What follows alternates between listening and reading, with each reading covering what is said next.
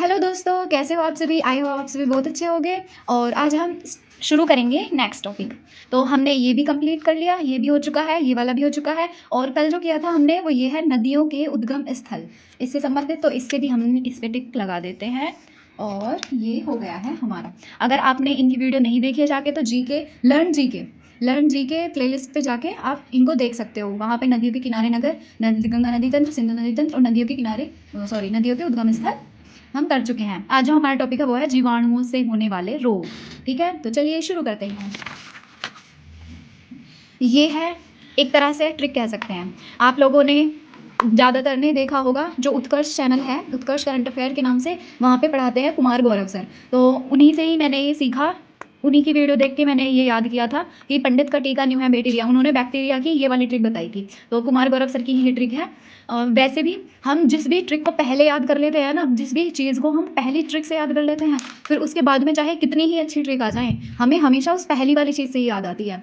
तो अगर आप इसको 3-4 बार या 4-5 बार एक बार देख लेंगे ना, रिवाइज कर लेंगे। ऐसा नहीं है कि एक बार में 5 बार बोल लें, नहीं।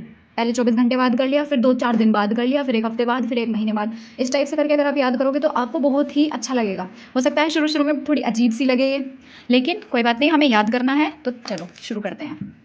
ये है हमारी जीवाणुओं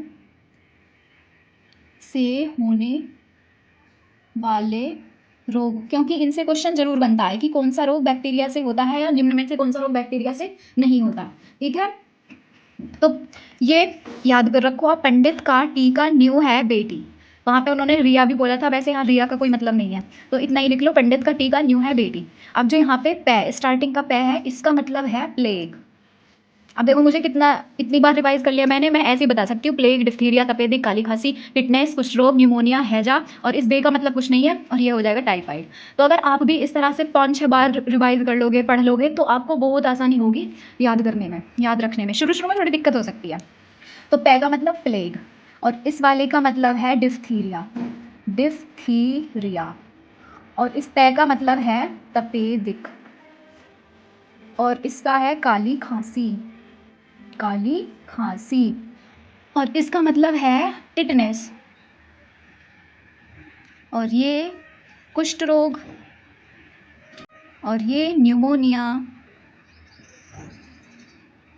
और ये है जी हैजा, और इसका कुछ मतलब तो है नहीं खैर, और ये है टाइफाइड। इनके अलावा बस एक रोग और बच जाता है, वो है क्षय रोग या फिर टीबी। तो जो क्षय रोग या टीबी है वो भी जीवाणुओं से ही होता है। कौन सा है? उसे क्षय रोग या टीबी, ट्यूबरोक्लोसिस, ये भी किससे होता है? जीवाणु से, बैक्टीरिया, बैक्टीरिया। ठीक है, तो पंडित का टीका न्यू है बेटी। पै से प्लेग, डी से डिप्थीरिया, तै से तपेदिक, का से काली खांसी, टी से टिटनेस, का से कुष्ठ रोग, न्यू से न्यूमोनिया, है से हैजा, टी से टाइफाइड, और एक और एक्स्ट्रा क्या है? क्षय रोग या फिर टीबी कह दो, एक ही बात है। प्लेग, डिप्थीरिया, तपेदिक, काली खांसी, टिटनेस, कुष्ठ रोग, न्यूमोनिया, हैजा, टाइफाइड। अगर आप इसे थोड़ा सा 2-3 बार रिवाइज करोगे, लिख लिख के देखोगे, आराम से बहुत अच्छा लगेगा आपको, बहुत आसानी होगी याद रखने में। ये तो थी, वैसे मैं वीडियो को चाहूँ तो यहाँ ख़त्म कर सकती हूँ, पर मुझे थोड़ा सा एक्स्ट्रा और बताना है। अब वो एक्स्ट्रा क्या बताना है, ये देखो।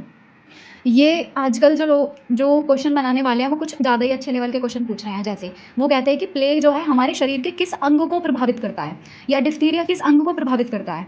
तो वो ही देखेंगे हम कि ये किस किस को प्रभावित करते हैं। ये तो हमने सीख लिया कि ये जितने भी रोग हैं वो सब किससे हो रहे हैं? बैक्टीरिया या जीवाणु से। तो जो प्लेग है वो हमारा करता है आरबीसी को प्रभावित। किसको?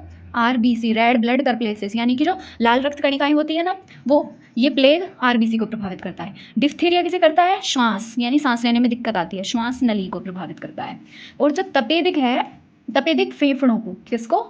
फेफड़ों को दिक्कत कर देता है। ये काली खांसी भी फेफड़ों को दिक्कत करती है, फेफड़े। ठीक है, और जो टिटनेस है ये तंत्रिका तंत्र को, हमारे दिमागी संतुलन हिला देता है बिल्कुल। तो तंत्रिका तंत्र, तंत्रिका तंत्र को प्रभावित कौन करता है जी? टिटनेस। और कुष्ठ रोग तो त्वचा से रिलेटेड है, तो त्वचा को प्रभावित करेगा। न्यूमोनिया किसे करेगा? न्यूमोनिया भी फेफड़ों को प्रभावित करेगा, फेफड़े। और जो बचे ये दोनों, हैजा और टाइफाइड, ये दोनों किसको प्रभावित करेंगे?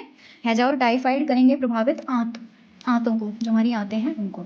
तो ये चीज़ आप बहुत अच्छे से याद रख लेना। और जी बचा ये टीबी या क्षय रोग, ये भी किसको प्रभावित करता है? टीबी से क्या होता है? हमें खांसी आती है, और खांसी फेफड़ों को दिक्कत कर रही थी, तो ये भी फेफड़े।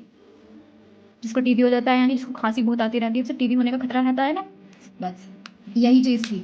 इसको और थोड़ा हाईलाइट करने के लिए इस पे ऐसे कर लूँ, ये एक साथ, यानी प्लेग आरबीसी को प्रभावित कर रहा है, हमारी लाल रक्तकणिकाओं को, डिप्थीरिया श्वास नली को, तपेदिक फेफड़ों को, काली खांसी भी फेफड़ों को, टिटनेस तंत्रिका तंत्र को, कुष्ठ रोग त्वचा को, न्यूमोनिया फेफड़ों को, हैजा और टाइफाइड दोनों किसको, आंतों को, और जो क्षय रोग है वो फेफड़ों को। ये थी आपकी आज की वीडियो। आपको कैसी लगी जानकारी? अगर अच्छी लगी हो तो लाइक, सब्सक्राइब एंड शेयर जरूर कीजिएगा, और आपको कुछ सीखने को मिला हो तो प्लीज़ कमेंट। आपने पूरी वीडियो देखने के लिए आप सभी का बहुत बहुत धन्यवाद। Thank you very much. Next topic पर वीडियो कल आएगी। Okay, bye bye.